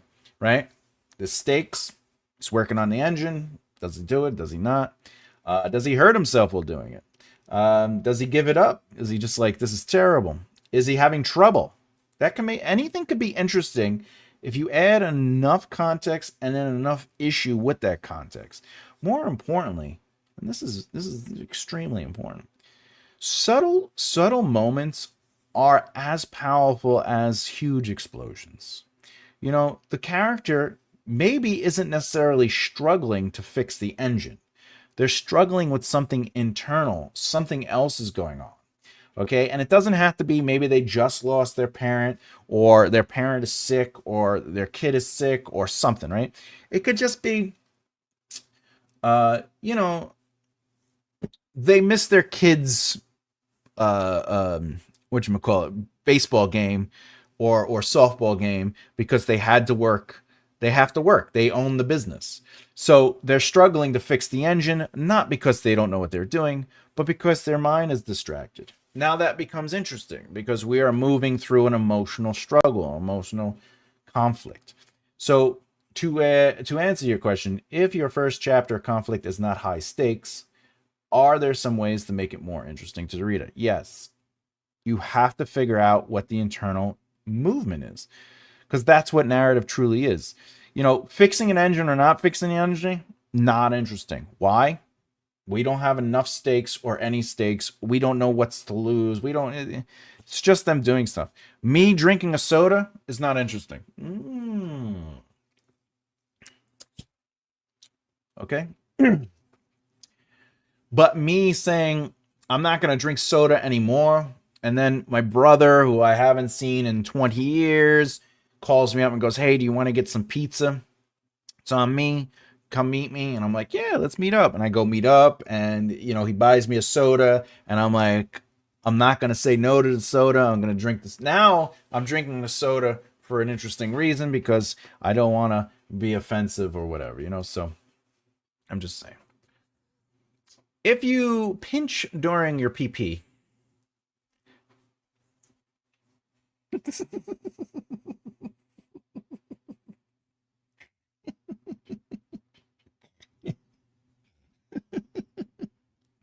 correct. His father is on his ass to catch up with workload. All right. This is my argument for things like that. Let's say that is true. His father is on his ass to catch up with workload. It's only going to be interesting if we know who the father is, who the protagonist is, and their relationship. So right off the bat, there's definitely not enough context in chapter 1 for that to be interesting. Doesn't mean they can't be doing it. But if the father comes out and goes, "You better get that workload done, because it's your ass if not," we still don't know their relationship. So now we just know there is stakes and what's at stake, and that we have a task.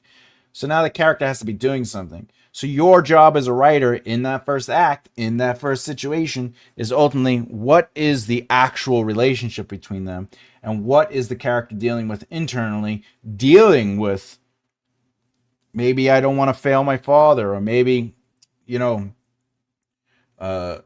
maybe the character just got out of jail and this is their only work they could get, and they don't get along with their father, but the father, maybe he's just being a hard ass because he wants them to do better. He just spent 15 years in jail, and right. So now you start filtering that stuff in, and his father is on his ass to catch up with workload is something is happening, but nothing is happening. And you turn that into something is happening because now we're going into all this other stuff, the things that are invisible, and then now that becomes behavior, and now that becomes a thing they're dealing with. So that's how you really elevate a scene, is you start with a thing that is happening, and let's be honest, it could be any, they're going into the hospital. Not interesting. Well, why are they going into the hospital? Okay, well, now we're getting interesting. Okay, all right. The first chapter is they're getting sent into the hospital and they're pregnant and they're being rushed in. But again, we don't know who the characters, so we don't have an emotional connection. So throughout that chapter, you have to start thinking of other elements to make it interesting. And those elements are going to be the interpersonal relationships, the emotional disdain, the fear of having a child, wait, I can't take the epidural? Why not? Well, because you have to give birth right away, or we have to put you in, we have to do a C-section. So you start creating all these things, but things happening aren't interesting unless we can feel and experience the character's mental movement through that. So that's something to think about. Unless you are diabetic. Yes, I agree. That's why zero sugar.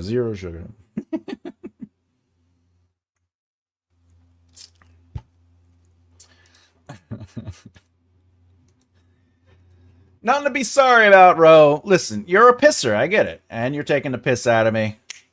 But it's all good. It's all good. Toilet humor. I love it.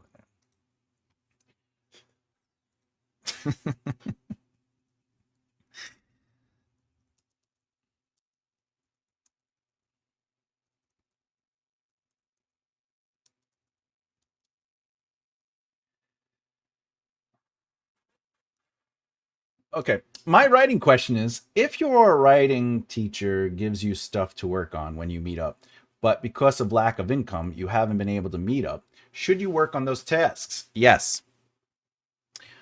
Whether you have a teacher or not, you should be working on your tasks. You should be trying to get better at things. You should be working on it. And then when the day comes where you could get back together, you ultimately can be like, hey, this is what I got. And then they kind of go over it and give you notes.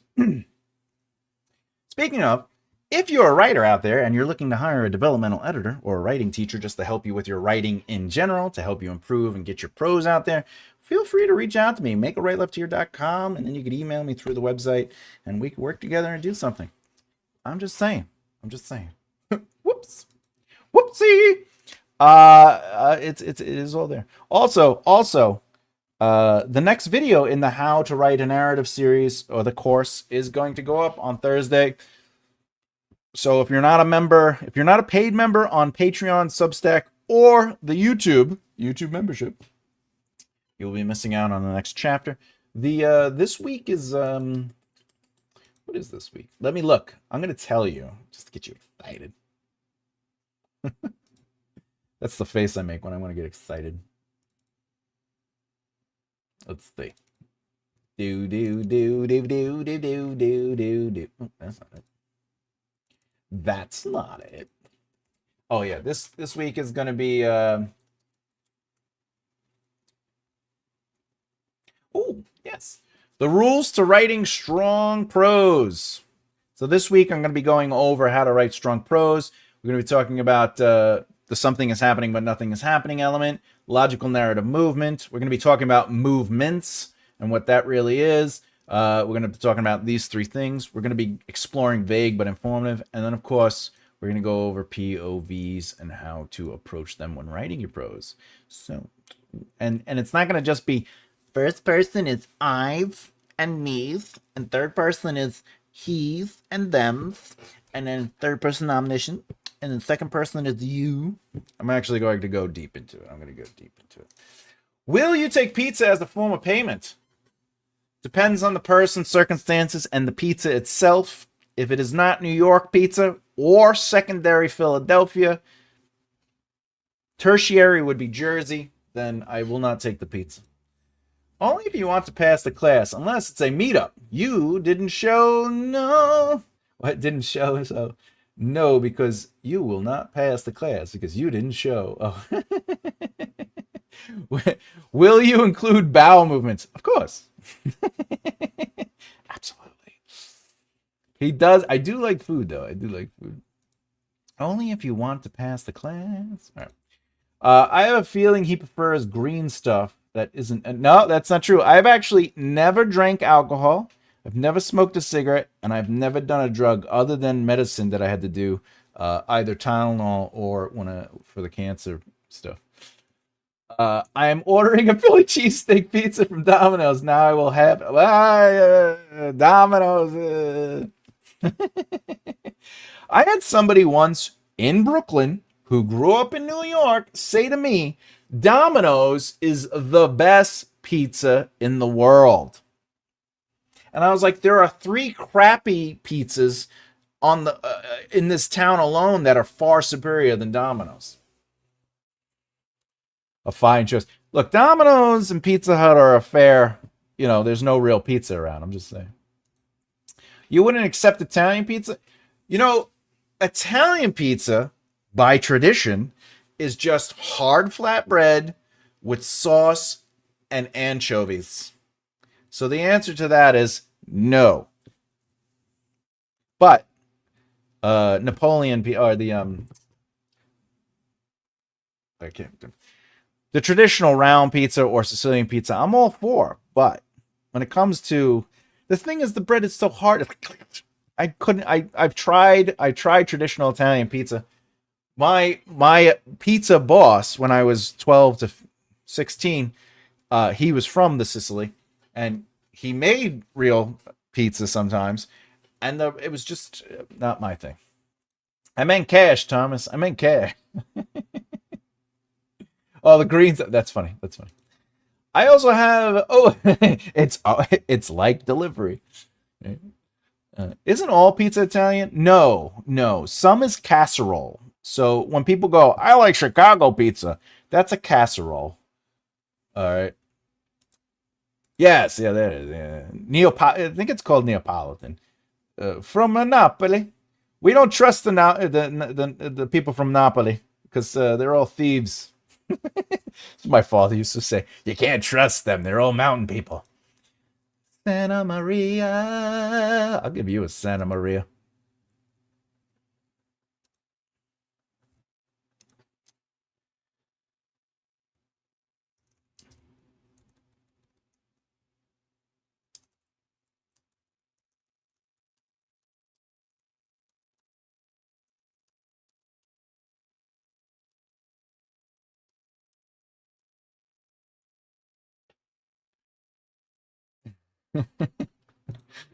I also love Little Caesars. Well, somebody has to. Pan. Pizza. I need time to process. Processing. I'll give you time to process. Okay. Yeah, I'm not a fan of the Domino's. Their quality. Wait a minute. They have Domino pizza. Wait, you're in Ireland. Is it Ireland or Scotland? I think you're Irish, right? You're in Ireland. I believe they have Domino's definitely in England, which is great, but also Great Britain. So that would include the other islands. Isn't that sad? Like, wouldn't you guys be like, no, keep that away from our beef cabbage? I'm just saying. So no jalapenos. I was watching this video of people walking around Italy, and they had like a closed box, and like, do you want some pizza? And they were all like, yes, I think I have some pizza. And they open it up, and they're like, pineapple, that's not the pizza. They just like every single Italian. But to be fair, it was filmed, so there's a chance that, they only kept the it's the closest pizza place to my house. Well, then you have to move, Sean. You have to move. All right. UK has Domino's. Are we talking about the game or the food? No. I've had Domino's once. I wouldn't have it. Yeah, the reason is Domino leaves like a taste in your mouth and on your soul. Now, if Domino's wants to sponsor this channel, I might change the way I say that. But until they're willing to give me $3,000 a video, I'm not a fan.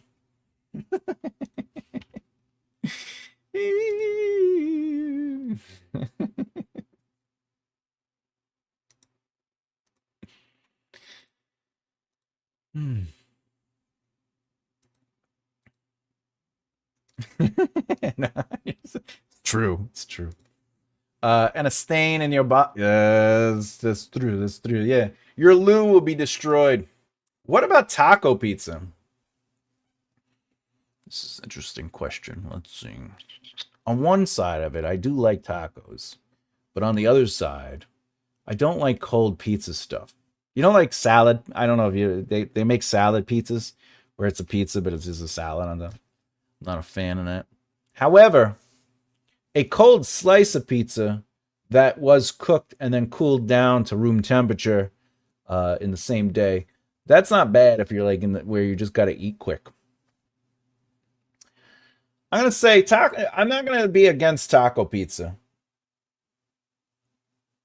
But I don't think it's my first choice. My first choice is always going to be cheese pizza. Then I like pepperoni. Then I like chicken palm pizza. I like when the chicken is on the pizza. I do like white pizza. I'm a fan of chicken and broccoli pizza. That's some good stuff. And on your lawn. Bloop.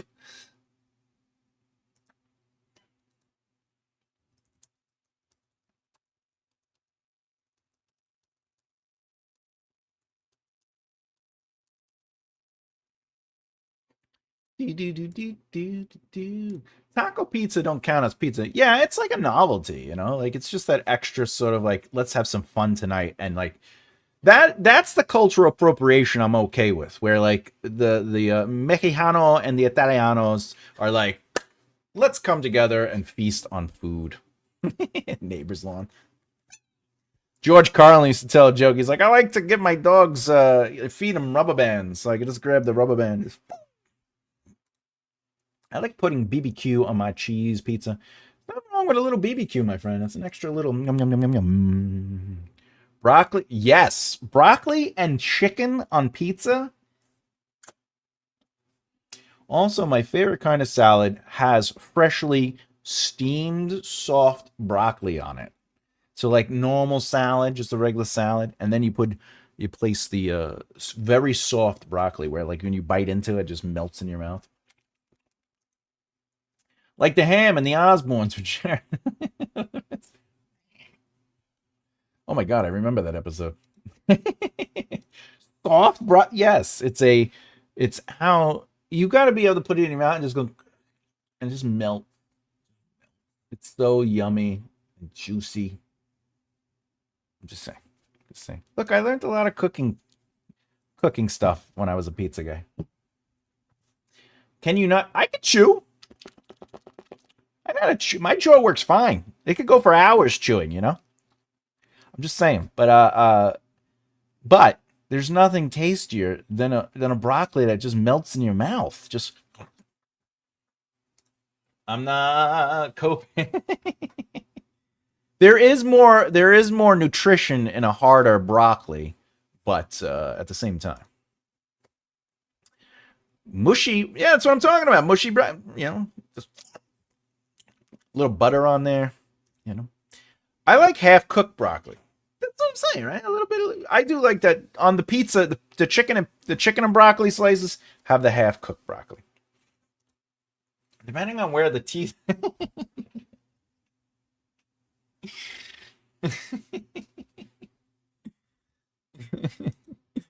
I hate crispy and or crunch.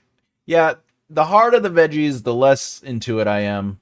I also don't like hard bread. I'm not really a fan of hard bread. Though garlic bread, I like garlic bread where like maybe the outside is crunchy, but the inside is nice and soft. Obviously, no one needs vitamins.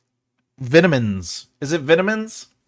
I forget. How do you say it? Do you say vitamins? It's vitamins to me, but vitamins with the accent.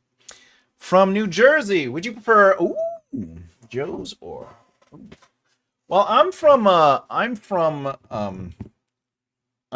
Island / Brooklyn. Brooklyn is on Long Island, but I lived in Brooklyn for a while and I lived on Long Island most of my life. But Jersey, I'm not too familiar with those names. However, most Jersey pizza I've eaten, I have enjoyed. It's definitely the third best pizza on my list. For some reason, Pennsylvania inches out Jersey just a little bit, but I wouldn't say it's better than Jersey. I'm just saying it's like, if I had a choice, I'd go Pennsylvania, but I would eat Jersey without a second thought. But ultimately, New York pizza has always been my baby. Exactly. I'm scared of the chomping. I always have the fear that my teeth are going to break when I'm eating. But my dentist said I'm being crazy. I say vitamins. I say vitamins too. Twinsies. Isn't it Viltrum? Oh, yeah. I also get tired of eating anything that requires extensive chewing.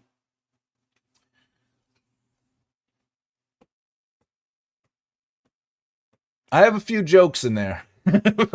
Just... it's all about the sauce, and we have the best tomatoes. You guys let the Giants play in Jersey, so I have nothing against Jersey with that. But I will say this. Some of my favorite people are from Jersey and or live in Jersey. So, you know, Jersey's okay. There's a weird smell to Jersey when you enter it from New York. But at the same time, also, I believe there's a weird smell when entering New York as well. I'm just going to put that out there. Fun fact, most celebrities come from Ohio. Also, most serial killers from Ohio. I just want to put that out there. I didn't think people hated cereal that much.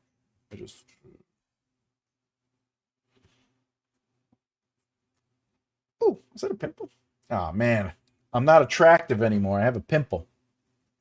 Well, I'm going to have to spend 2 weeks. You're going to have to wait 2 weeks before I come back on camera, everybody. Gotta get rid of this pimple. Anyway, all right. I think we did good today. I love the questions. All the questions were great. We had some fun with this. A pimple. I'm all... You're leaving already? All right. I guess I'll see you later. Bye. Cornflakes kill. Fun fact, you're going to think I'm making a joke about this, but cornflakes were actually created to, how do I say,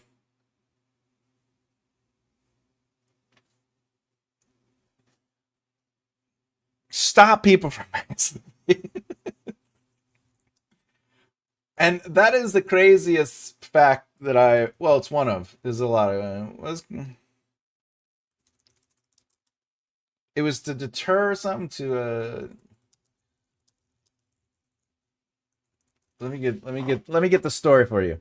The short answer is yes. Dr. John Harvey Kellogg, who invented cornflakes in the late 19th century, was a starch Seventh-day Adventist who believed that bland, meatless, and simple foods would curb sexual urges and stop self-enjoyment of the touching.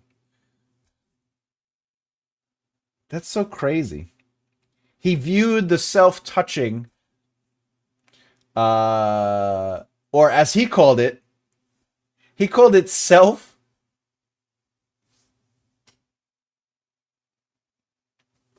What? Excuse me. I need 1 second. Pollution.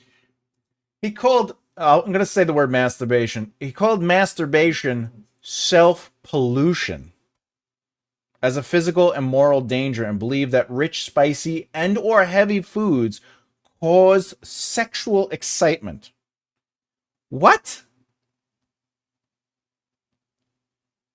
You tempted me back with self-touch. Yeah, the smell, right? You get it with the jersey. Stop people from, stop them from self-pollution. Hey, bro, you have a good time. P.S. I'm trying to gather up money. Hey, man, whenever you're ready, I'm around. I also answer your questions whenever you can. I'm here. You're my buddy. So he couldn't call them. They are forever deemed porn flakes in my mind, my friend. Well, a chili in the wrong place can certainly up the sexual excitement, or decrease it, depending. Oh, so he was a wanker and didn't want anyone else to enjoy their own company. That's true. Cheese does strange things to a woman.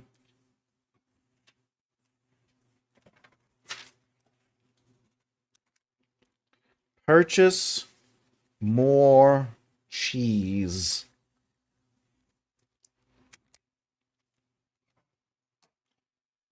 All right. That's why I put hot sauce in my cornflakes. Oh, so you could even it out. You're like, I don't want to stop with the self-pollution. But I also want to curb. All right. Anyway, truth, Sean, for sure.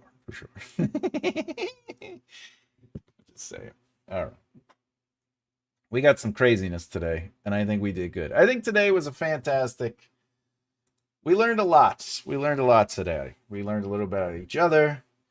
We learned a little about Mr. Kellogg's and how he's a whack job. It's so crazy. I have a solution to all this self-pollution everywhere. Oh, I lost a subscriber, everybody. That's right. That's in that 1950s book. I can't remember the name of it. It's on a meme where the blokey buys the lady cheese. I'd be tempted. Is that true? Cheese elevates a woman's libido? I guess that's the way to say it.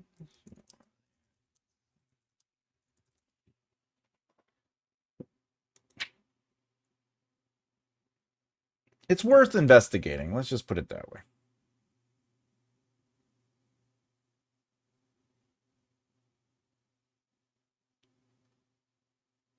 Oh. Oh.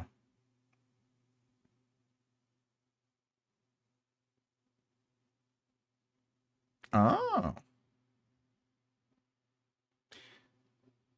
Whatever you believe, ultimately, women's sex drive is largely driven by psychological factors and sociological influences and hormones. If you are experiencing persistent low sex drive, you are not hanging out with Thomas J. Bellezza. All right, well, that's weird that that's on the internet. All right. Why is that on the internet? So does yogurt. Well, especially if you have the Schwartz. To put out the chili fire, you do need the yogurt to put. Yes, you can fascinate a woman with cheese. I have plenty of cheese, both in my humor and in my refrigerator. I'm off to Tesco. Get the bus of cheese. Cheese. My brother wrote a song called Cheese because his friend loved cheese so much, and very funny. Very funny. All right. It's 2 hours in. Oh, I think I gotta start giving myself a rest. Gotta rest these little peepers.